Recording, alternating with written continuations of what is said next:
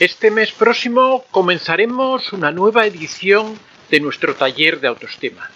Se trata de un taller especialmente enfocado hacia aquellas personas que están o han salido de una relación tóxica. Abordamos temas como la dependencia emocional, la disonancia cognitiva, la asertividad, inteligencia emocional y todo aquello que puede ayudarte a recuperar tu autoestima.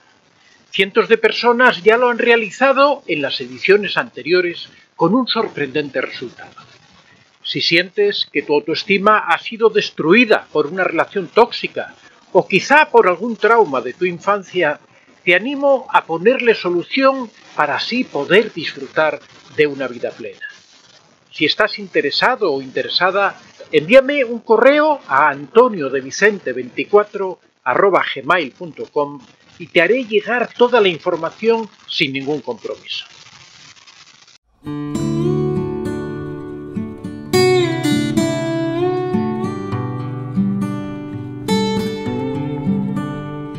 Son 20 secuelas o 20 secuelas que deja el narcisista en sus víctimas. Es un tema muy duro, vamos a hablar de cosas que de verdad estamos hablando de cosas graves, de cosas que afectan muy profundamente. Esto no se refiere a una relación superficial o no se refiere a una persona con una autoestima muy fuerte que se aleja del narcisista, sino a aquellas personas que van sucumbiendo, a las que el narcisista con estratagemas, con malas artes, va destruyendo su autoestima, va hundiéndolos poco a poco. Muchas veces es imperceptible para la víctima que está cayendo en ese pozo, porque empieza, como siempre decimos, empieza con el enamoramiento, en donde la víctima pierde los puntos de referencia, pierde el sentido de la realidad, y después poco a poco lo van metiendo en este mare magnum. Siempre ponemos el ejemplo de la rana, ¿no? La rana a la que la meten en una olla con agua fría, y poco a poco van calentando el agua de forma que la rana se va sintiendo muy a gusto, se va sintiendo en el momento que el agua está tibia, la rana empieza como a relajarse y empieza a quedarse dormida, pero claro, la temperatura del agua sigue aumentando hasta que la rana muere, pero muere sin enterarse prácticamente porque está tan contenta, tan feliz en esa agua tibia que no se da cuenta del peligro que se le aproxima. En el caso del narcisista, es un ejemplo un poco simplón, pero es algo parecido. En esa fase del enamoramiento ya digo que la persona pierde todos sus puntos de referencia, pierde el sentido de la realidad, y después cuando empiezan a llegar los maltratos, cuando empiezan a llegar las humillaciones, vienen de forma muy suave, no es un cambio. En ocasiones puede producirse un cambio brusco, pero normalmente no suele ser un cambio brusco, sino que son pequeños detalles que van cambiando, pequeñas formas de primero era muy amable, ya no es tan amable, ahora ya no nos trae flores todos los días. Empezamos a ver detalles de que las cosas van cambiando, y poco a poco la persona va entrando en ese ciclo. En principio la víctima empieza a justificar todo ese tipo de cosas. Es que ya entramos en la normalidad, es que realmente tiene muchos problemas en su trabajo, es que tiene problemas económicos, es que ya la vida normal no tiene por qué ser lo mismo que el enamoramiento, y empieza uno a justificar todos esos actos. Un día te da una mala contestación, uno lo justifica porque realmente tenía un problema, ha tenido un problema grave, y uno dice, está un poco alterado. A continuación viene otro maltrato, otra falta de respeto mayor, y uno lo justifica por otra razón. Como la víctima está enamorada, realmente quiere a esa persona, realmente tiene una imagen, se ha creado una imagen maravillosa de esa persona, pues está dispuesta a soportar ciertas cosas, está dispuesta a pagar un determinado precio por convivir con esa persona, y ese determinado precio lo entiende en principio como que es aguantar esas pequeñas cosas que están ocurriendo, ¿no? El problema es que esas pequeñas cosas cada vez se van haciendo mayores, cada vez las faltas de respeto son mayores, hasta que llega un momento en que ya todo es falta de respeto, en las que es una humillación constante, es un desprecio constante. Y de vez en cuando ve que la persona ya se altera mucho, pues vuelve un poco ese aspecto. Es lo que hablamos siempre de ese refuerzo intermitente. De repente aparece ese narcisista enamorador, ese narcisista encantador, ese narcisista maravilloso, pero eso no es más que un refuerzo intermitente para mantener a la víctima metida en ese sistema de control, para que la víctima no explote, para que la víctima no decida terminar la relación, lo que hacen es que van dando esos refuerzos intermitentes, pero cada vez la víctima va cayendo en un pozo más grande, cada vez sus sistemas de defensa van disminuyendo, la autoestima va disminuyendo, de forma que es menos capaz de hacer frente a ese tipo de agresiones, a ese tipo de abusos, a ese tipo de violaciones de la persona, ¿no? Con el tiempo todo esto va degenerando y van llegando ya las consecuencias o las secuelas una vez que se empieza a dañar gravemente la autoestima, que se empieza a dañar gravemente la seguridad de la persona en sí misma, que se empieza a dañar la confianza que una persona tiene, la persona cada vez está más insegura, cada vez vive más en una incertidumbre permanente, y todo esto empieza a provocar daños psicológicos muy graves, daños que después se ven en las clínicas del psicólogo, se ven en las clínicas del psiquiatra, se ven en personas que no son capaces de superar situaciones determinadas, que necesitan una ayuda tremenda para poder salir de esa situación a la que han llegado, ¿no? Bueno, pues vamos a hablar hoy precisamente de esas secuelas, de esos daños que provoca tan graves. Estamos hablando de daños graves que se provocan sobre todo en relaciones prolongadas, en relaciones de 5 años, de 10 años, de 20 años, de 30 años, porque en la medida en que la relación se va alargando, cada vez el daño es mayor, cada vez la persona se encuentra más indefensa, hasta que llega a extremos de verdadero daño, casi diríamos, bueno, no vamos a decir irreversible, porque todo más o menos se puede solucionar, pero casi irreversible, ¿no? Bueno, el primer daño, la primera secuela. Si quieres ampliar información sobre el tema del narcisismo, tienes a tu disposición en Amazon mis libros. Cómo reconocer a un narcisista, en donde damos una descripción precisa de este perfil. El contacto cero, que es la técnica definitiva para alejarse de un narcisista. La piedra gris, la polémica técnica para convivir con un narcisista. La madre narcisista y una explicación de las secuelas que dejan en sus hijos y que arrastran a lo largo de su vida. Y la dependencia emocional, doloroso trauma muchas veces provocado por el narcisista. Puedes encontrar todos estos libros en Amazon escribiendo en el buscador Antonio de Vicente. Es la dependencia. Siempre hablamos la dependencia general, pero bueno, todo eso tiene relación con la dependencia emocional. Quiero recordaros también los libros que tenemos, porque bueno, hablamos sobre el tema este de la dependencia emocional, es algo que está muy relacionado. Ya sabéis que tenéis mis libros en Amazon. No voy a hacer mucha publicidad ahora para no interrumpir el tema que estamos tratando. Este es uno de los objetivos, el limitar la dependencia de la persona, pero la dependencia en general, la independencia en realidad, de limitar la independencia, es uno de los objetivos fundamentales que tiene el narcisista, porque sabe que en la medida en que limita la independencia de la persona, cada vez la persona tiene más dependencia de él, cada vez la persona necesita recurrir más a él, con lo cual la tiene en sus manos, la tiene en sus garras, puede manipularla como quiere, puede hacerle el daño que quiere, y la persona no va a poder escapar de su lado porque es totalmente dependiente.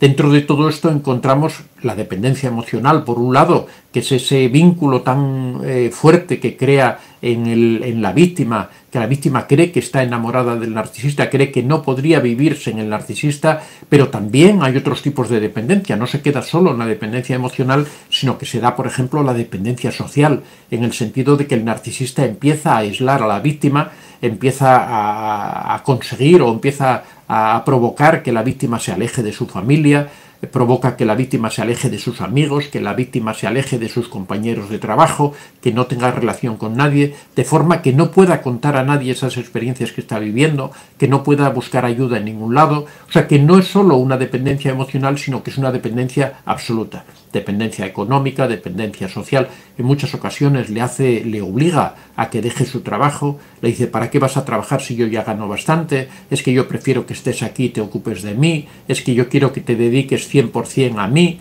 Todo eso son frases que lo que buscan es aislar a la persona, dejar a la persona sin recursos y que esa persona no tenga capacidad para alejarse de... Voy a tratar de ir rápido porque no tenemos poco tiempo y la verdad no nos va a dar...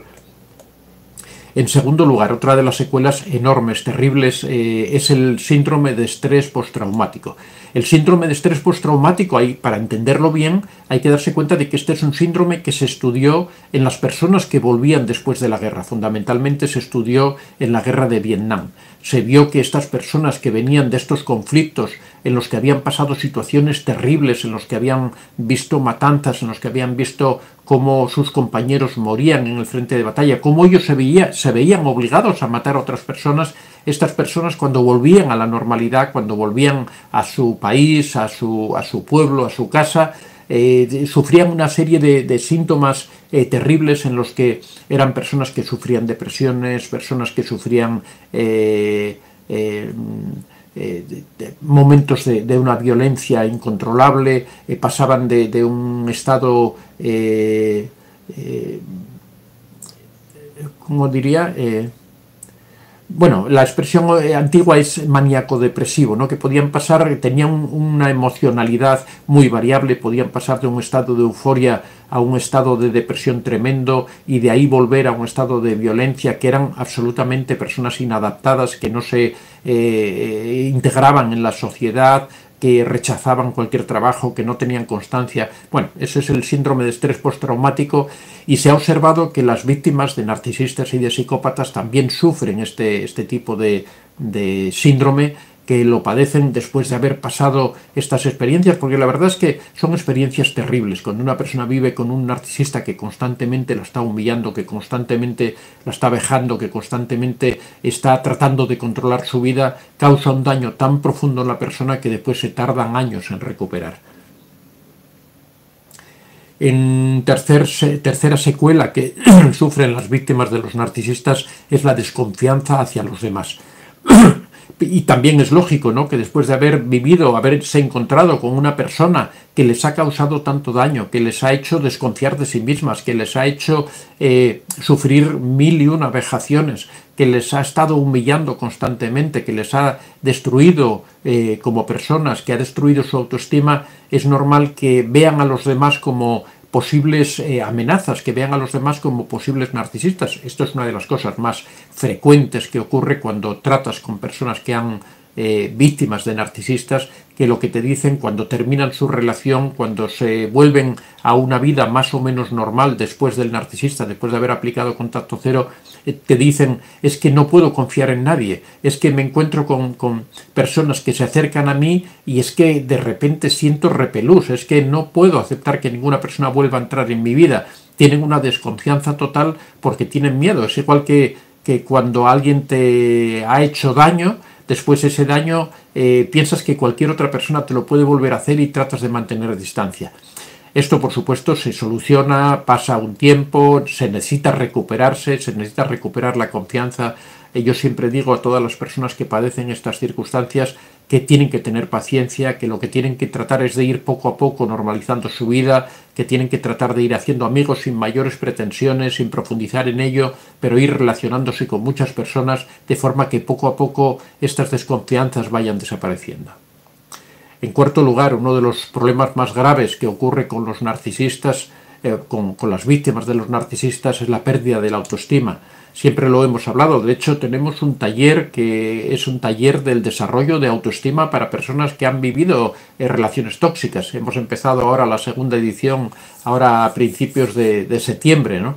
Es un taller que está teniendo un éxito enorme porque son muchas las personas que se dan cuenta de que su autoestima se ha visto dañada.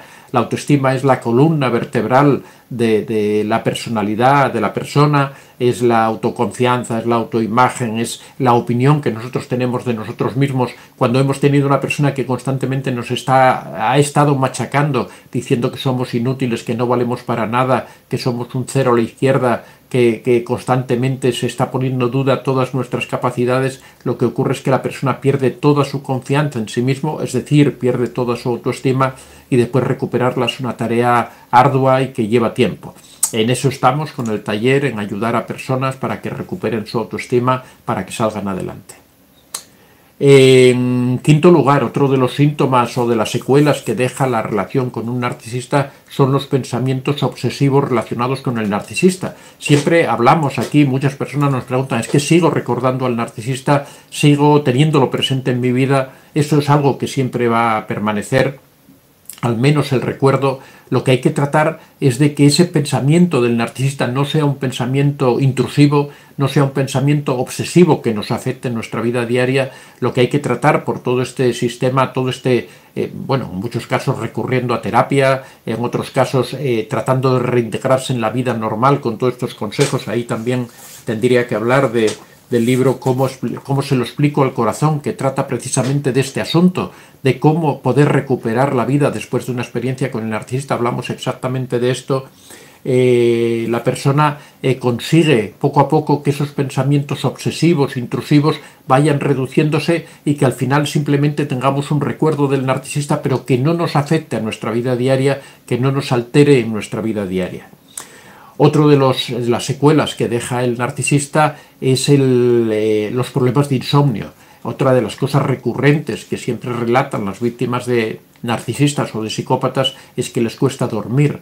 Aquí también habría que hablar de todas las técnicas de relajación, de todas las técnicas de control mental que ayudan a lograr que el insomnio desaparezca. El insomnio también está dentro del estrés postraumático, es uno de los síntomas también de estrés postraumático, y es un problema que tiene una solución a largo plazo, pero que también se puede solucionar. Otra de las secuelas que quedan son los trastornos alimenticios. Este es otro de los rasgos también que las personas que han tenido relaciones con narcisistas puede ocurrir dos tipos de respuestas, ¿no? Por un lado, que pierdan completamente el apetito e incluso que pierdan bastante peso, que se debiliten, que su sistema inmunitario disminuya o se relaje, con lo cual son más propensos a padecer enfermedades, pero también puede ocurrir lo contrario, que se produzca una respuesta de ansiedad y que la persona coma compulsivamente de forma que aumenta de una forma descontrolada de peso, ¿no? Otra de las secuelas importantes son los síntomas agudos de depresión.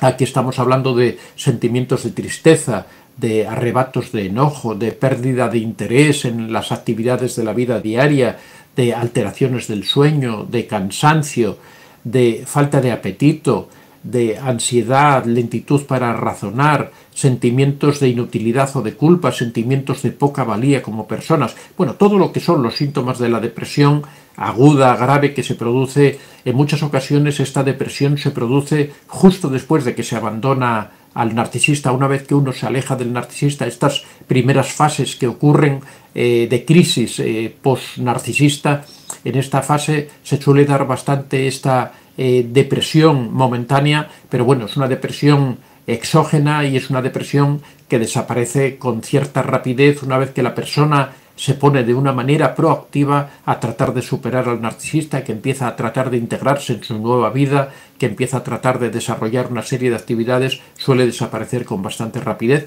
pero bueno, hay que tener en cuenta que es una de las secuelas que deja el narcisista.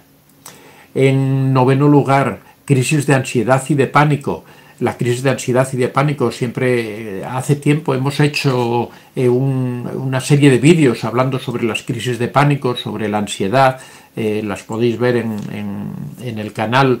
Normalmente se caracterizan porque la persona repentinamente tiene unos ataques incontrolados de pánico en donde, por ejemplo, su corazón empieza a latir a una velocidad tremenda, siente que se ahoga, empiezan con una sudoración fría, piensa que se va a morir, piensa que está sufriendo un ataque de corazón, por ejemplo. Puede tener muchos síntomas diferentes, pero bueno, la característica fundamental es que uno piensa que está sufriendo un ataque determinado físico, que va a perder la vida en ese momento, cuando, bueno, en realidad todo esto es creado por la mente, en realidad no existe nada, esa persona está perfectamente. Cuando va al cardiólogo para comprobar qué problema ha sufrido, se da cuenta de que su corazón está perfectamente sano, que no tiene ninguna enfermedad, que todo, y simplemente se reduce. Eso es una respuesta del sistema nervioso ante una situación de estrés determinada, ¿no? las crisis de pánico también tienen, y la ansiedad también tiene una solución bastante sencilla, no es un problema muy complicado, pero bueno, también hay que dedicarle un tiempo a ello, hay que centrarse en ello para tratar de solucionar ese problema.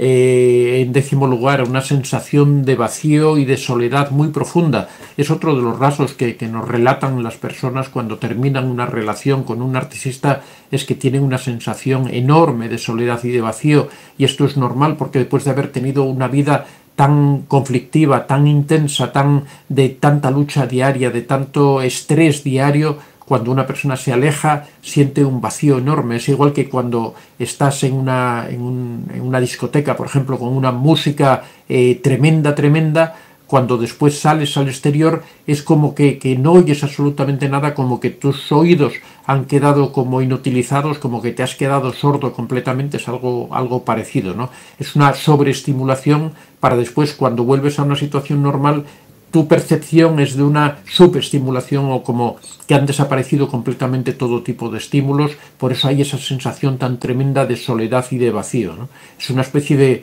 vacío existencial después de esa tormenta que has vivido de sensaciones. En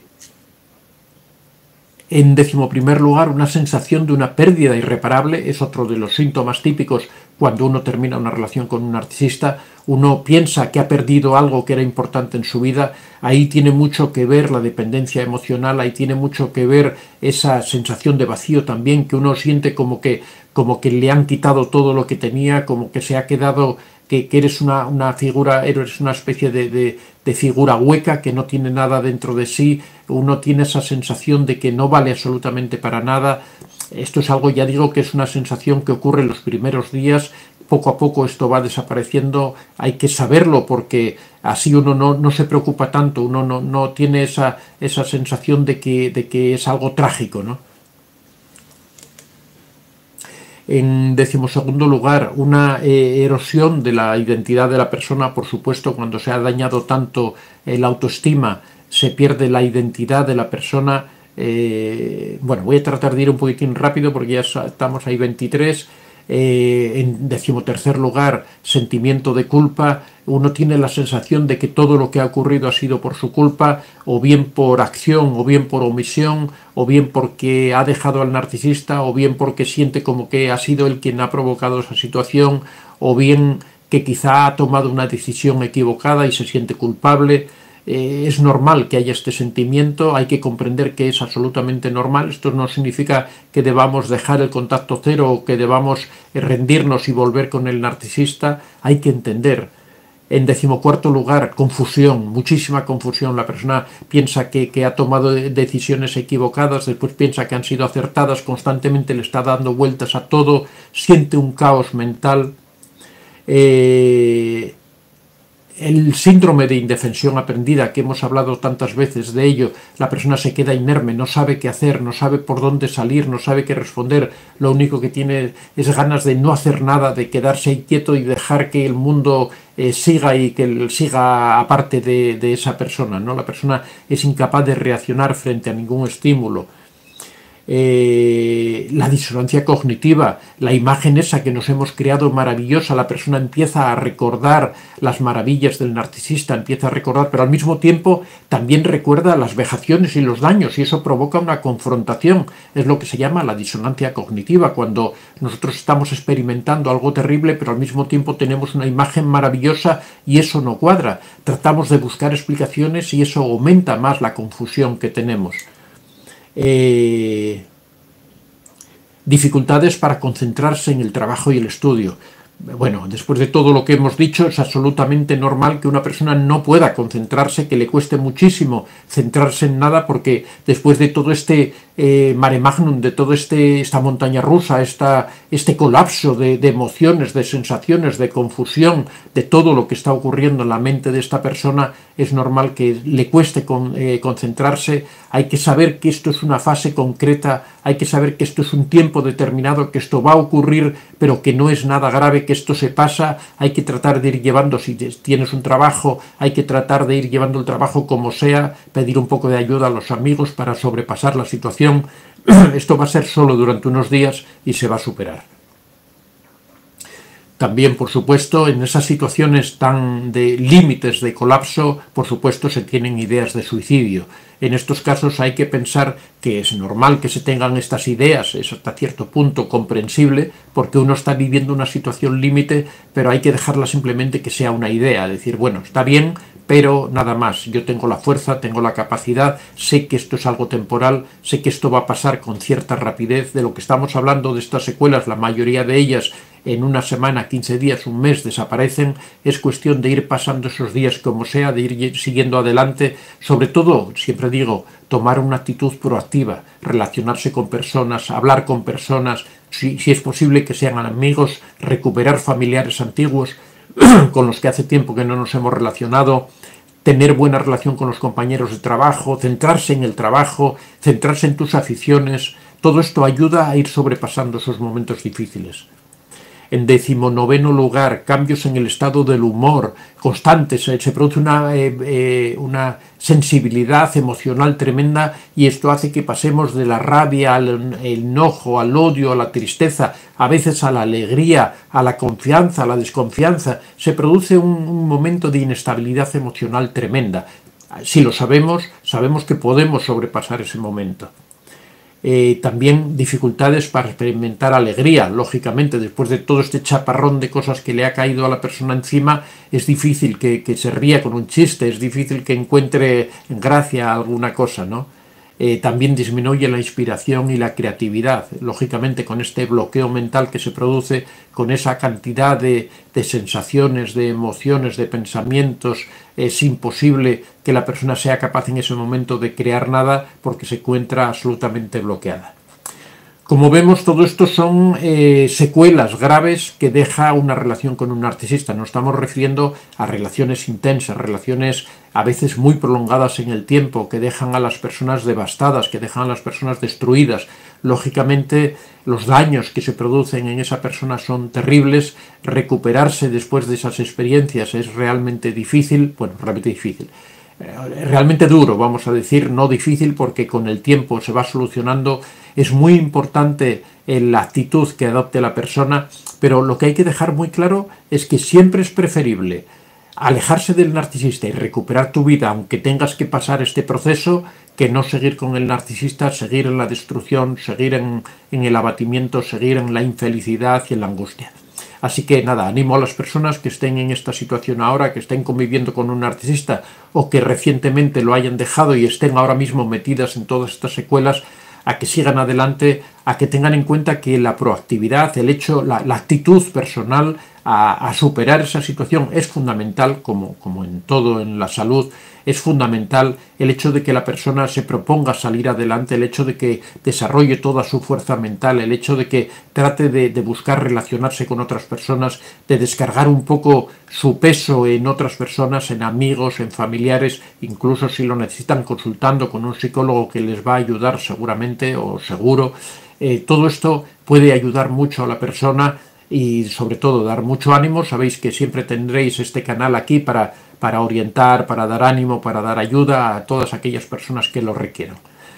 Bueno, amigos, esta ha sido la exposición de hoy, un poco dura, un poco difícil, pero supongo que muchas personas lo están comprendiendo, muchas personas lo han pasado, lo han vivido. La mayoría de vosotros seguramente habéis pasado alguna de estas secuelas, la habéis sufrido realmente, así que sabéis de lo que estoy hablando. Bueno, vamos a pasar ahora a ver alguna pregunta que nos quede por ahí. Bueno, son las 7:30 ya, la verdad es que no nos va a dar tiempo a más preguntas.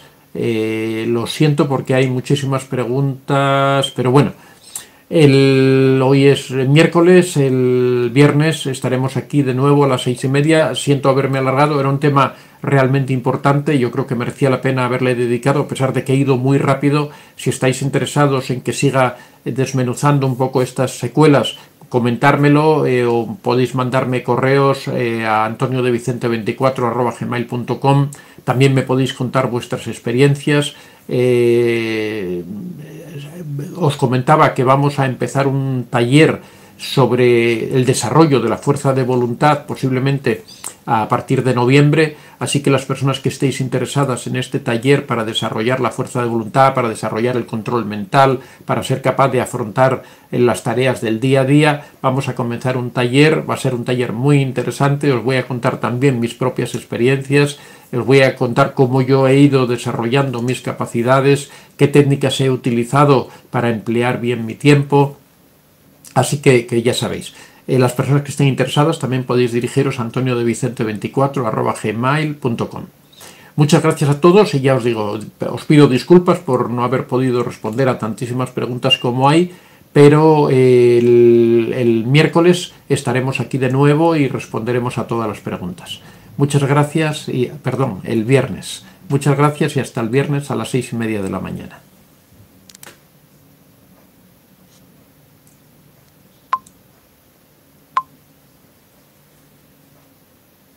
Soy Antonio de Vicente. Si te ha gustado este vídeo, puedes dar a like y si aún no estás suscrito, puedes hacerlo en la parte inferior. Si deseas hacer algún comentario o sugerir algún tema, puedes hacerlo en la casilla de los comentarios. Recuerda que este es un espacio abierto y que siempre son muy bien recibidos todas las experiencias que hayas tenido y todas las opiniones que tengas al respecto. Estaría encantado de que las compartieras con nosotros. Muchas gracias a todos y que seáis realmente muy felices.